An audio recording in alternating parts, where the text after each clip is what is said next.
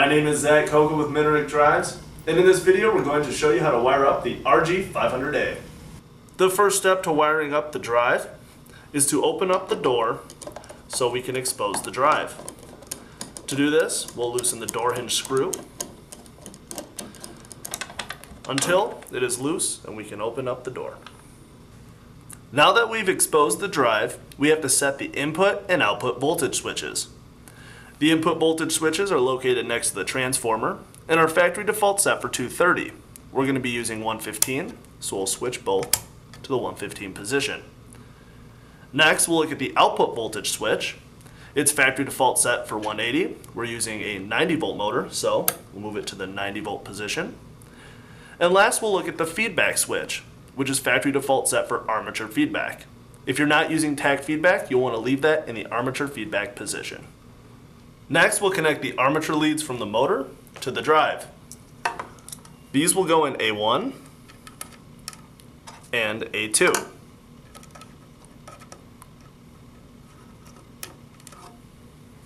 Next, we're going to look at the jumper located next to the transformer. This jumper sets whether the drive is in run mode or coast to stop mode. When in coast to stop mode, the drive is disabled and will not run the motor. So we'll need to make sure it's in the run position, which is the factory default set position. Next, we're going to connect the power leads to L1 and L2. L1 and L2 are raised to this terminal block here.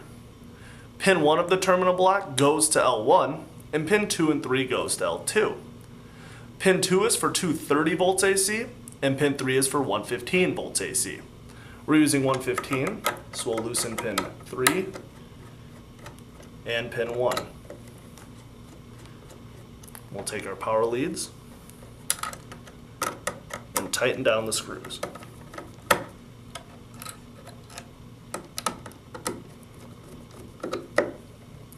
Like so. Now that we've finished wiring the drive, we've closed the cover, and we're going to go over a quick test procedure to make sure everything's working properly. So we'll turn our speed pot down to 0, and then apply power to the drive. We'll take our direction switch and move it in the forward direction, and turn up our speed pot to make sure the drive commands the motor to rotate. We'll now test the full speed range.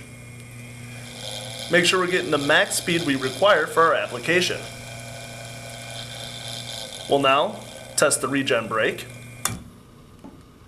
and then put the drive in the reverse direction. Turn our speed pot down, and everything seems to be working properly. Thank you for watching this wiring demonstration brought to you by Minarik Drives. If you have any other questions, please feel free to visit us at www.minarikdrives.com or call one of our application engineers at 815-624-6950.